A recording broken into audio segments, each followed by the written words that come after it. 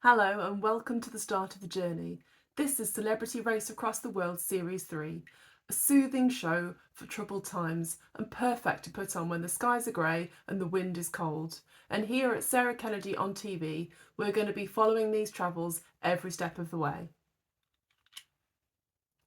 So, this is the celebrity version of the show, spun off from the BAFTA award-winning civilian version, which started in 2019, where teams of two win a life-changing sum of money by competing in literally a race across the world. There's been 5 series of these, even with the disruption of the pandemic. In teams of two, family, partners, friends, we get fascinating stories that we explore as they navigate and work their way through issues while travelling in a really high pressure situation. This is years of therapy condensed into a few weeks with beautiful scenery behind. John Hannah is the narrator and his voice is like a warm bath. The score is so beautiful as well. The composers work so hard to create tension with a grand sweeping soundtrack. The criticisms that have been levelled at this show are that it is the old idiot abroad trope, the tension is fictive and largely fabricated. No contestant is ever in any real danger of real hardship, especially not the celebrity version. But this is a TV show, not military boot camp, so all risks have to be assessed and carefully considered, and they are followed by a very small film crew and a production team. Critics would happily slate the show if anybody got into any serious trouble, so really they're damned if they do and they're damned if they don't on this one. I find this show incredibly heartwarming and it's a light in dark times, certainly the series rather, that were on during the pandemic. Escapism, warmth, drama, a bit of tension, conflict and adrenaline. Who could want more? This is TV for those of us who can't afford to travel, whose caring responsibilities mean we can't travel, whose careers, whose jobs, whose real life responsibilities mean that we will probably never get a big adventure like this. Or indeed, just for the people who are curious and maybe a bit nervous about travel. And of course, it's beautiful. It's shot so beautifully in the most incredible areas of the world. So this is high quality, relaxing television despite the competitive nature of it. Certainly, it also shows the less glamorous side of travel, the endless bus stations, the 16-hour coach journeys with no air conditioning and people with like bare feet on the seats. They get lost, they get stuck, they get stranded in tiny villages with having to hitchhike to get out of them. But also, as audiences, we like seeing people overcome hardships, see their relationships stress tested in front of us, and wondering, of course, what we would do in a situation like this. And as we know from I'm a Celebrity, Get Me Out of Here, we especially like seeing more real versions of celebrities and seeing how they cope without the trappings of success. And there are real consequences. In the second series, a team lost over £1,000, which was over half of their budget, because they lost and misplaced a money belt in Honduras and they never got it back. And they were out of the contest. That was game over for them. The critics say this is too frivolous and it's too easy, but that was the real deal. They couldn't continue. There was no rule change. There was no safety net for them. That was part of the game and they were out of it. So far, the celebrity versions have been, in Series 1, it was Europe, Marrakesh to Tromsø. Harry Judd and his mum, Mel Blatt and her mum, Billy Munger and his incredible sister, and weather presenter Alex Beresford and his father Noel, who were the eventual winners. Series 2 was South America, Brazil to Chile, Kelly Brook and her rather put upon husband, Jeff Brazier, Collar Bikini and his cousin, and breakfast show radio DJ and Eurovision host Scott Mills and his husband, who were the eventual winners. In Series 3, this is broadcaster Anita Rani and her dad Bal, actor Dylan Llewellyn, who you will know from Dairy Girls and Big Boys, and his mum Jackie, actor Molly Rainford from EastEnders, who has a previous pop career, and her boyfriend DJ Tyler West, and broadcaster Roman Kemp and his sister Harley Moon. And this is your spoiler warning. If you've not already started the adventure yourself, go and feast your eyes on iPlayer and meet me back here. So, Series 3 is Central America, 5 weeks to cover 5,900 kilometres. You know it's going to be gorgeous. We begin at Isla Mujeres, the most easterly point of Mexico, and the final destination is a peninsula in Colombia, which is the northernmost part of South America. The first checkpoint is Flores in Guatemala, and it looks so beautiful. These little painted, colourful houses in this island surrounded by dense tropical jungle. I don't know about you, but my body cries out for dense tropical jungle because I really would like to see the sun again before March. The skies are so big and endlessly blue, and the water is clear and azure, and it's an absolute balm for the soul in deepest November in grim England. Harley Moon, I'm surprised but delighted that her name is all one word. She seems to sing catchphrases to herself to keep herself entertained. She's enjoying the moment, and Brother Roman is a worrier. She could well be the big character that gets a little bit annoying, but so far she's a nice counterpoint to Roman's anxiety and his fretful nature. Dylan and Jackie say that the pressure is off because nobody expects them to win. They are looking at this adventure as a way to build confidence, and they christen themselves Team Tortoise, which seems a bit sad.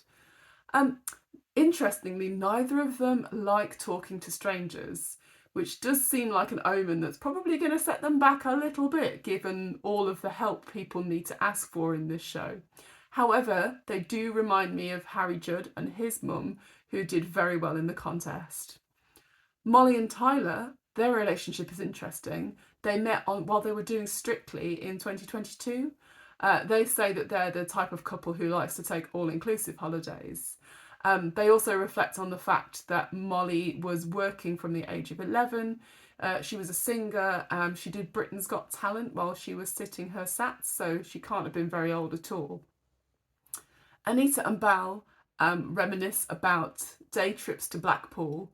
It feels like Bal here is making up for lost time because he's worked hard all his life, had no real time for travel. He wanted to join the RAF as a young man, but left school at 15 to work in the family business. Anita, it sounds like, has had some experience backpacking as a young woman, so that could come in really handy. The rules of the game are that they travel with a GPS tracker, a proper paper map, and a budget in cash. That's £950 per person for the whole trip. That's the full 5 weeks, which is the equivalent of the airfare from the first to the last destination. This is the hardest part, I think. They give up their phones. They cannot have phones for the journey. They will ask people to look up things for them, but they cannot use it themselves.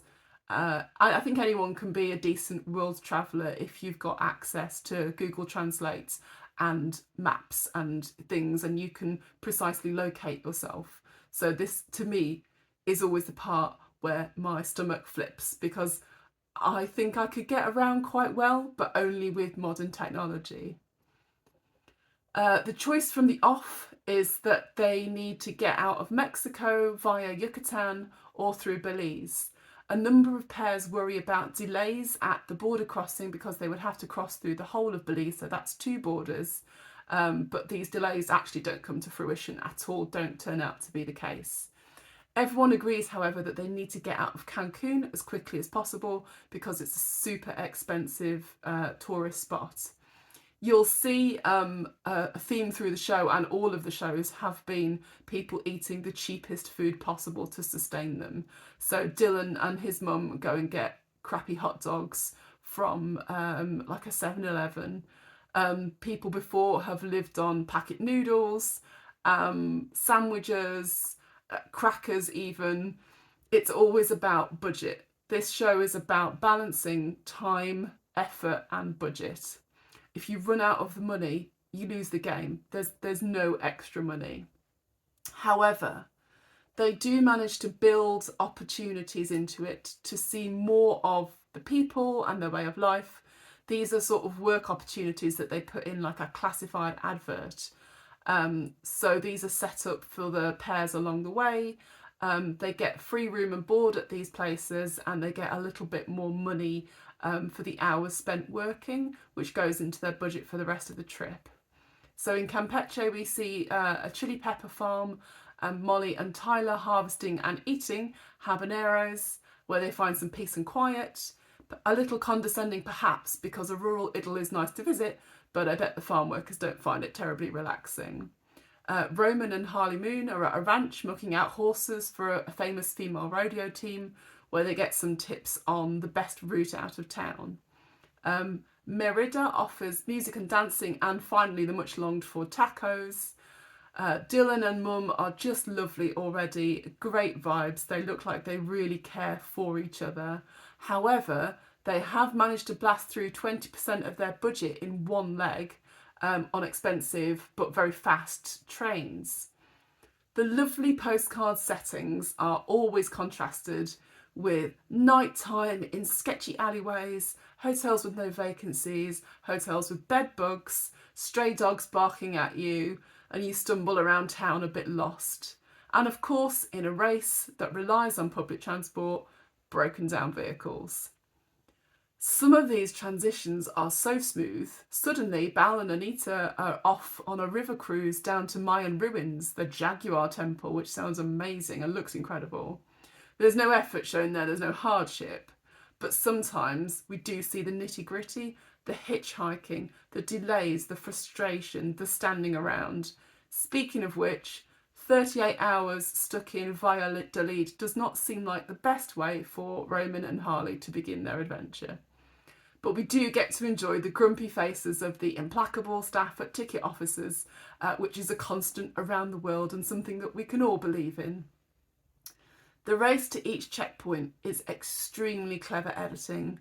Sometimes they compress hours, even days, into this really short period to create tension. The only thing they can't do here is to make Dylan and Jackie's finish look more tense as they arrive at night compared to everyone else who arrives in the daytime. Then they get to front desk at this lovely hotel, they sign the big red book, and the result is revealed. Anita and Bal wipe the floor with everyone. They arrive 23 hours before Harley and Roman, which is day 4 as opposed to day 5 for everybody else. But they manage second place despite their 38-hour delay. They managed to pick up a bus direct to Flores, and Roman remarks on the sweet taste of second place. And Molly's much longed for lie-in costs them their second place, so they're in third. But it's only the first leg and there's everything to play for.